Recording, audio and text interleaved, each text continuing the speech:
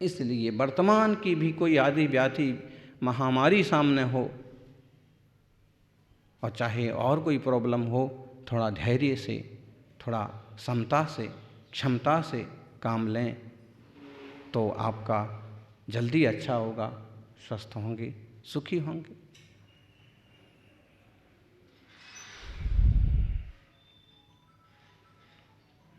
आत्मार्थी सज्जनों,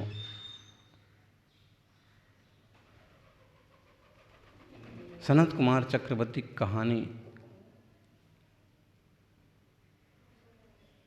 इस मामले में बहुत बहुत बहुत समझने जैसी है।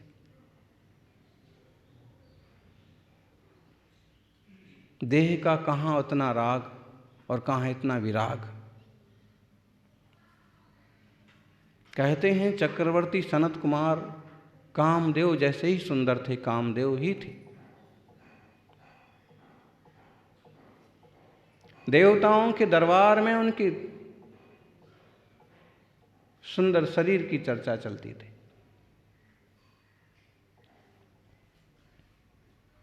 चौधरी मंदिर की सभा में एक बार जब सनत कुमार चक्रवर्ती के सुंदर देह की प्रशंसा की गई तो दो देवता खड़े हो गए। हे इंद्र महाराज, ऐसा कोई इंसान कैसे हो सकता है कि जिसकी आप प्रशंसा करें? अगर आप प्रशंसा करते हो तो हम जरूर जाके देखेंगे कि ऐसा सुंदर व्यक्ति कौन है। पहुंचे और चक्रवर्ती तब व्यायामशाला में व्यायाम कर रहे थे। योग, आसन, प्राणायाम थोड़ा थोड़ा जरूर करते रहना चाहिए। जैनाचार्यों ने तो नमोकार मंत्र को भी श्वासोच्छ्वास से जोड़ा है।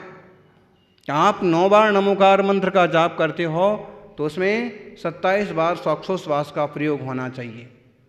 एक बार नमोकार मंत्र में आपकी 3 सांसें खर्च होना चाहिए। सांस पर आपका ध्यान होना चाहिए और परमिष्टि के स्मरण में आपका चित्त लगा होना चाहिए। कितने लोग करते हैं बोलो? एक बार भी मंगल भाव पूर्वक श्वासोच्छ्वास पूर्वक स्मरण करो। प्रेरित किया है, इससे क्या होगा? सांस आ भी रही है और सांस जा भी रही है, ये भी तो ख्याल होना चाहिए। कितने लोगों को तो ये ख्याल नहीं है कि सांस चल भी रही है, और जब अटकने लगती है तो कहते हैं कि अब हमें सांस लेने में तकलीफ हो रही है, तो चलो उदयपुर, अहमदाबाद, फिर ऑक्सीजन लगाते हैं, फिर उस ऑक्सीजन का रुपया चुकाते हैं, और मुफ्त में जो ऑक्सीजन मिल रही है उसको ठीक से लेते नहीं हैं। जो जो इंसान के लिए, जीवों के लिए सबसे जरूरी चीजें हैं, वे सब मुफ्त में उपलब्ध हैं। बोलो, जो जो सबसे ज्यादा जरूरी है वो भरपूर और मुफ्त में उपलब्ध है। ऑक्सीजन, कहीं भी चले जाओ आप, 1000 किलोमीटर की यात्रा करके जाओ तो वहां भी आपको ऑक्सीजन मिलता है, मुफ्त मिलता है। कोई पेड़ नहीं कहता है कि ऑक्सीजन के बदले तुम मुझे कुछ दो। ये जरूर है कि समझदार लोगों को पेड़ जरूर लगाना चाहिए, क्योंकि उनसे ऑक्सीजन मिलता, वातावरण से, वायुमंडल से। सबसे ज्यादा जरूरी सब जगह उपलब्ध है, अवेलेबल ऑलवर्ड्स। और पानी, पानी भी सबसे ज्यादा जरूरी है। बोलो, पानी कितना है इस दुनिया में? कितना है? 3 जग है। 75%, 3 गुना पानी है, और बाकी जमीन है, पेड़ पौधे हैं, वगैरह वगैरह। माना कि समुद्र का पानी पीने लायक नहीं है, लेकिन उसको पीने लायक बनाया जा सकता है। अच्छा, पानी जो समुद्र में गया है वो ना पीने लायक जो बन गया, वो कैसे बन गया है? इंसान की बदौलत ही बन गया।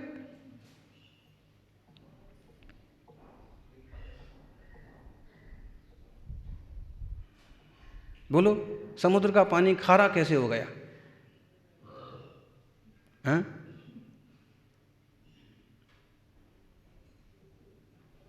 बता सकते कोई? लेकिन एकदम बच्चों वाली कहानी पढ़ी थी एक बार कि एक दादी के पास ऐसी चक्की थी जिसको घुमाते थे तो उसमें से नमक निकलता था। और कौन सी दादी के पास थी तो उनसे पूछने से मालूम पड़ेगा।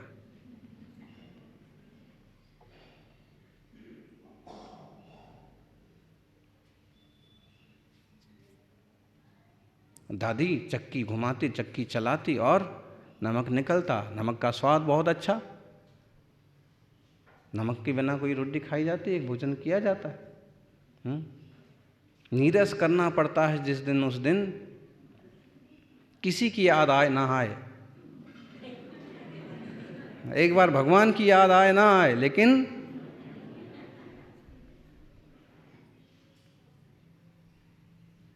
प्रभु भगति बिनु सब सुख ऐसे, लवण बिनु सब व्यंजन जैसे। ऐसे ही समझना कि भगवान की भक्ति के बिना सारे सुख ऐसे ही हैं जैसे बिना नमक के भोजन।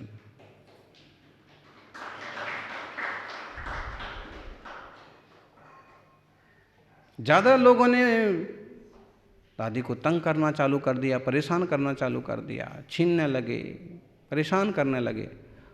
और उसको भी गुस्सा आया। उसने कहा कि हो इसके कारण से परेशान है। और उसने चक्की उठाई और जाकर के समुद्र में डाल दी।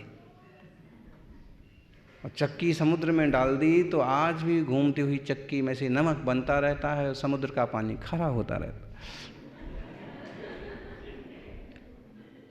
है।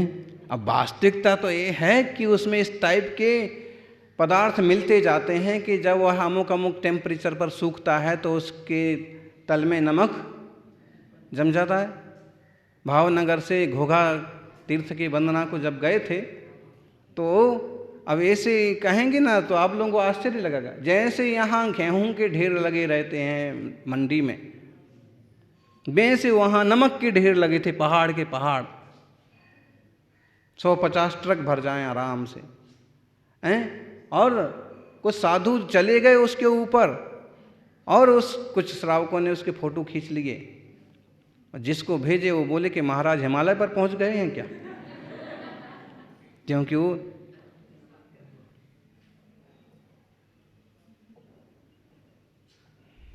ढेर नमक पानी से बनता है, खारा है पानी। समुद्र का पानी इसलिए उपयोगी नहीं है कि खारा है। ऐसे ही संपत्ति के संबंध में समझना, जिनके पास समुद्र जैसी संपत्ति है लेकिन सदुपयोग नहीं है तो खारे पानी की तरह ही बेकार है। तो भी कहा तो यही जाएगा कि दुनिया में 75% पानी है और पानी बहुत ज़रूरी है। इसलिए आप जहाँ खोदो कुआं वहाँ पानी निकल आता है, नदियाँ बहती हैं, कीमती चीज़ें अवेलेबल हैं, लेकिन उनकी इज्जत नहीं होती। वही पानी बोतल में भर के जब आता है तो लोग 20 रुपये में, 50 रुपये में। और ये तो बहुत छोटी बात हुई। हमें बताया कि एक धनपति की पत्नी जो 1 गिलास पानी पीती है, जो 200 ग्राम पानी पीती है, उसकी कीमत लाखों रुपए। अरे पानी पीती है कि क्या पीती है? कुछ लोगों के तो चौंचले हो जाते हैं। अब सादे मोबाइल से भी काम चल सकता है, लेकिन उस पर हीरे मोती वगैरह वगैरह जड़ जड़ा करके और बोलेंगे उसके पास कितने करोड़ का मोबाइल है। मोबाइल की कीमत 11 करोड़ रुपए।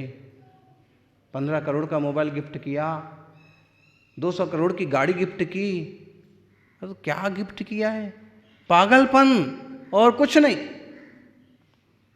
बताइए 200 करोड़ की गाड़ी में कोई बैठेगा कि उसको सिर पे लेके घूमेगा? बोलो कौन बैठेगा इतनी कीमती गाड़ी में? लेकिन फिजूल के काम करने वाले दुनिया में ढेरों पड़े हैं। वास्तव में उस गाड़ी की, उस सोने की, उस मोबाइल की, दुनिया की चीज़ की कीमत नहीं है। सबसे पहले ऑक्सीजन की कीमत है, पेड़ पौधों की कीमत है, पानी की कीमत है, नदी कुओं की कीमत है। फिर सबसे ज़्यादा जो ज़रूरी है भोजन। खूब पकता है गेहूँ, भरपूर खाओ, क्योंकि उतना ज़रूरी है। सोना इतना कम क्यों है? क्योंकि सोना उतना कम चाहिए। बोलो, अगर जितना लोहा होता है उतना सोना पैदा होने लग जाए तो फिर आपकी दुकान का क्या होगा? जितनी रेत पैदा होती है उतना सोना पैदा होने लग जाए तो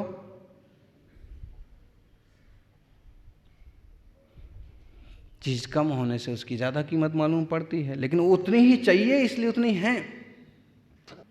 देर कितनी लगती है, सभा भी लग गई, वो वहां भी पहुंच गए, लेकिन वहां जाकर उनके चेहरे पर एक विषाद की रेखा जैसे दिखी। चक्रवर्ती ने कहा कि भाई पहले से ज्यादा सुंदर दिख रहे कि नहीं? उन्होंने कहा तो कुछ नहीं, फिर इतना कहा कि एक गिलास पानी ला दो, एक गिलास पानी मंगवा दो। और उसमें एक तिनका डाल करके उन्होंने कहा महाराज इसमें कितना पानी कम हो गया? कुछ पानी कम हुआ कि नहीं? वो भी तत्वज्ञानी थे, उन्होंने कहा कि भाई भले अंदाज नहीं लगता है कि कितना कम हो गया, लेकिन पानी तो तिनके में निकल करके आधा बूंद तो बाहर गया है। बस ऐसे ही आपका सौंदर्य भी जो पहले था वो अब नहीं रहा, थोड़ा कम हो गया। उसके वेलकम के लिए खड़े हो रहे हैं वो सब लोग।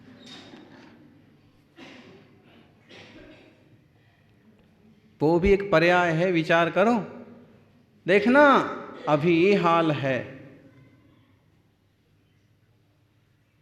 तभी चक्रवर्ती को कुछ दिनों बाद ऐसी बीमारी हुई कि उनकी थूक की जांच तो आज भी हो रही ना, थूक की, नाक की, कफ की, गले के अमुक अमुक अंश की। वैद्य ने देख के कहा कि प्रभु ऐसी बीमारी के संकेत हैं कि शरीर में कुष्ठ जैसी बीमारी हो सकती है। इतना सुनते ही उन्हें वैराग्य हो गया कि हो ऐसा सुंदर रूप और कहाँ ऐसी बीमारी। ऐसे देह में रह करके देहातीत स्वभाव को उपलब्ध करने का पुरुषार्थ करूंगा। और वे चल पड़े। पुत्र को राज्य दे करके उन्होंने दीक्षा ली और देह दिन दिन कमजोर होता गया, बीमार पड़ता गया, कोढ़ हो गया। फिर चर्चा चली स्वर्ग में, चक्रवर्ती सनत कुमार से ज्यादा वैरागी और कोई दूसरा साधु नहीं। उन्हें अपने देह की भी खबर नहीं। उन देवताओं ने कहा कि वाह, पहले आप रूप की प्रशंसा करते थे और अब वो इतने कुरूप हो गए तो उनके वैराग्य की प्रशंसा करते हो। तो इंद्र ने कहा कि जो है सो है। वो ऐसे वैरागी हैं कि पहले शरीर को इतना श्रृंगार करते थे और अब शरीर से एकदम विरक्त हैं। सम्यक दृष्टि, ज्ञानी, चरित्रवान की स्थिति, देह की निर्ममता, ऐसा कैसे हो सकता है? फिर परीक्षा के लिए गए और आवाज लगाने लगे, कोई बीमार हो तो हम पूरी तरह से इलाज कर सकते हैं। मुनिराज सनत कुमार को ध्यान में आया, फिर भी वे चुप रहे। आए वैद्य ने खूब चक्कर लगाए, आखिर थक करके उनके पास ही जाके बैठ गया और कहने लगा, आप अस्वस्थ हैं, आप मेरी औषधियाँ क्यों नहीं लेते हैं? मैं आपका इलाज करता हूँ, आप सुखी स्वस्थ हो जाएंगे। उन्होंने कहा कि ये कोई बीमारी नहीं है, मुझे जो बीमारी है यदि तुम उनका इलाज कर सकते हो तो करो। अरे आपकी इतनी बड़ी बीमारी दिख रही है, और कौन सी बीमारी? उन्होंने कहा जन्म जरा मृत्यु, जन्म लेना, मरना, बुढ़ापा आना, बीमारियां होना। जन्म जरा मृत्यु विनाश के लिए कोई औषधि है? मुझे देह का उपचार नहीं कराना। देह का उपचार करूं, देह का उपचार कराना चाहूं तो मेरे थूक से ही कुष्ठ रोग दूर हो सकता है। ऐसी रिद्धि है, लेकिन मुझे इसका उपचार नहीं कराना। यदि तुम कर सकते हो तो जन्म जरा मृत्यु का उपचार करो, जीव को शुद्ध सिद्ध दशा उपलब्ध कराओ।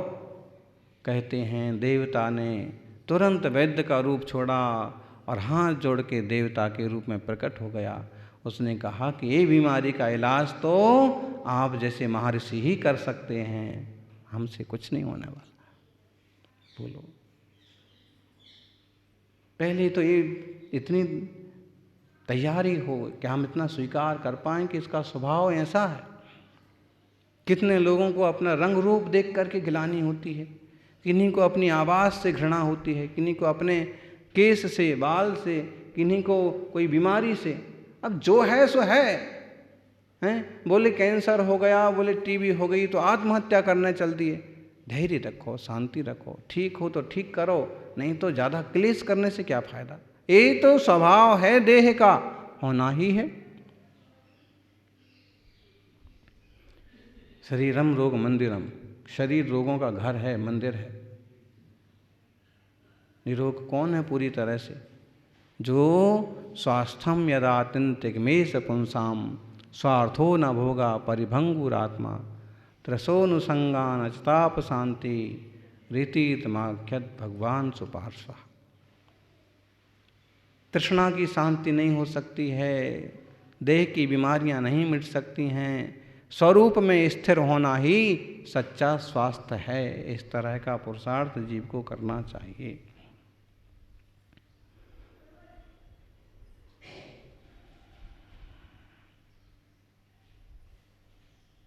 अपनी ही तलाश में अपने को लग जाना चाहिए कि अगर मगर और काश में हूँ, अगर मगर और काश में हूँ। क्या चलता रहता दिमाग में? अगर मगर काश, काश ऐसा होता। अगर मगर और काश में हूँ, मैं खुद अपनी तलाश में हूँ, मैं खुद अपनी तलाश में हूँ। अगर ऐसा होता, मगर ऐसा होता, काश ऐसा होता।